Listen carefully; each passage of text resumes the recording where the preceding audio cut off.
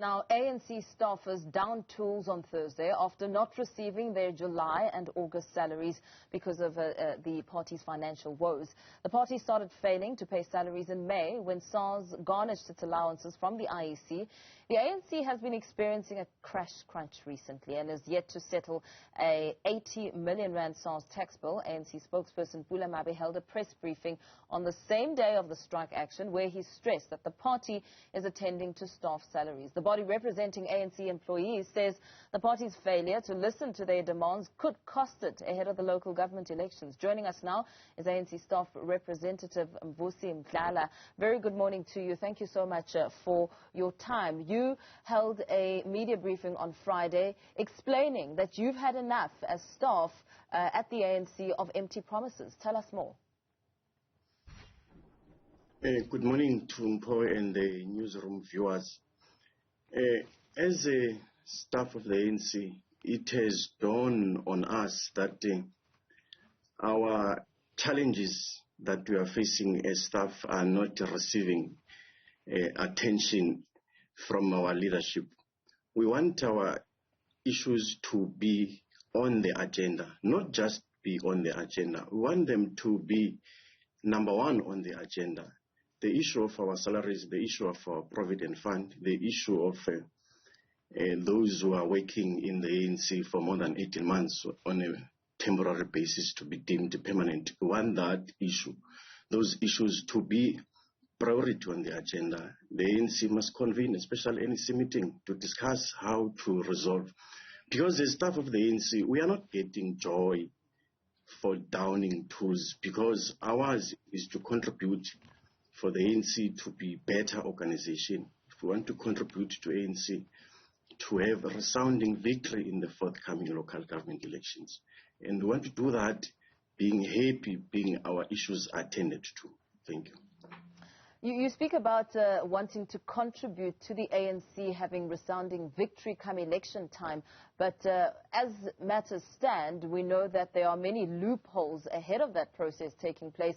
Questions being asked about whether or not a low staff morale will help the ANC in achieving those objectives of, claiming victory come election time, and also looking at the sort of bungle of the candidate list. Does that have anything to do with how ANC staff are feeling? No, there is nothing to do with how staff are feeling. You must remember, last week as staff, we suspended. We're on a go-slow. We're only no work on weekends. We're only working from 8:30 to 4:30. Having realized that we are facing a deadline for IEC, we suspended that and call upon all those staff members who are working on the registration of candidates to work, and then they did that tirelessly, sleepless nights from last week until the ANC could be able to reach the deadline. And this has also placed questions on whether the unpaid salaries will allow the ANC to be able to campaign effectively in the local government elections. How do you think your feelings as the staff, and really having to go by in an unprecedented time like COVID-19, where the economy is already strained and people are already struggling, how will that then factor in? As I indicated, that our issue must be on the agenda, top on the agenda. Special NEC must be convened so that this matter that is confronting ANC staff is attended to, so that we continue to contribute to a successful election campaign. And then we can only do that if we are happy. You must understand that if we are not happy, we can't discharge our responsibilities, because not receiving salaries, it's affecting us in a very bad way and our families. The ANC has said that the Party Funding Act has exacerbated the situation, making it one of the reasons why salaries haven't been paid. What do you have to say about that?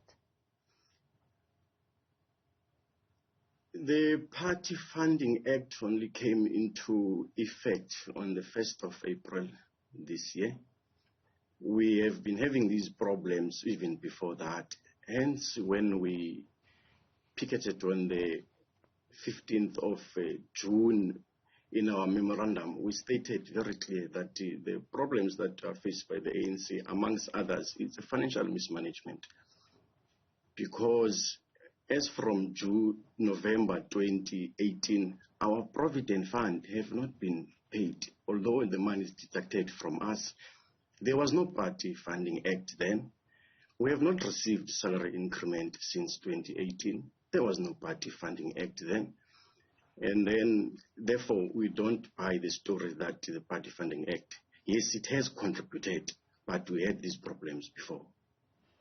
And in the party's efforts to replenish the depleted purse, they have spoken about other options that are on the table, like crowdfunding and efforts to ensure that there is indeed money to pay salaries.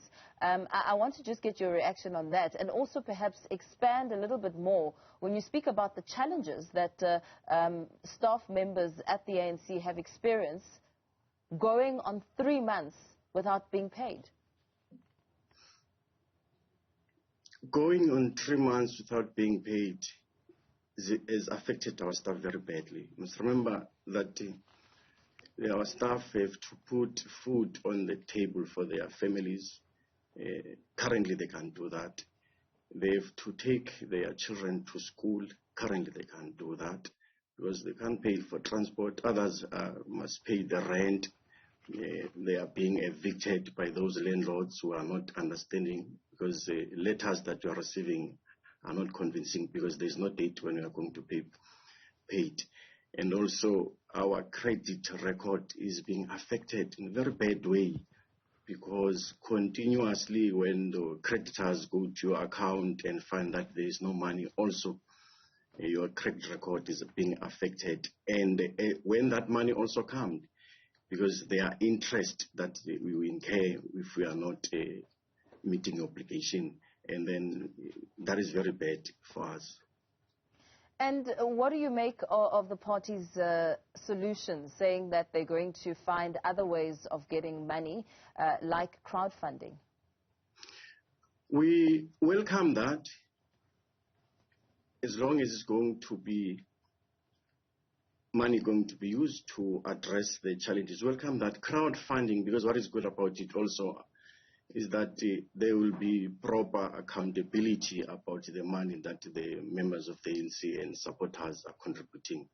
And then we welcome that initiative. We are happy, and then we hope that the members of ANC and supporters can quickly contribute towards that fund. And very lastly then, before we let you go, let's talk a little bit about what's happening now as you and I speak, and tomorrow, which is a Monday, where work and business needs to go as per usual. What will happen to the staff? We are on tools down. There's nothing going to happen. We're on tools down. Nothing is going to happen. We are staying at home. And then we hope that very soon we are going to be called by the leadership of the ANC to talk, because one of the issues when you are in this situation, first step is negotiations. So far, we have not been called to any negotiations to discuss our situation. And then until then, we are going to stay at home until all our demands are met. I think also I want to state it very clear, because that on the memorandum that we submitted, we were demanding that the leadership of the ANC must commit in writing that they are going to address these problems that we have put forward to them. To date, we have not received that commitment in writing. Until then, we are going to stay at home and mobilize branches of the ANC and members of the ANC to support our cause. We want to ensure that everything comes to a standstill until our demands are met. Very well. Thank you so much for your time and weighing in the ANC staff chairperson Mvusi Mdlala saying that ANC staff are not budging until their demands are heard. They will be staying home. They're on a go slow, not reporting for duty until their salaries are paid. 3 months without full salaries, and speaking and referring to broken promises, Buhle, saying that there are no other options for them to make a living and really pay up their debts. Absolutely, and you hear about the crowdfunding, but we understand that crowdfunding ultimately is a temporary solution. As you can't crowdfund for salaries every month, so we hope that there will be a solution, a permanent solution in place soon by the governing party.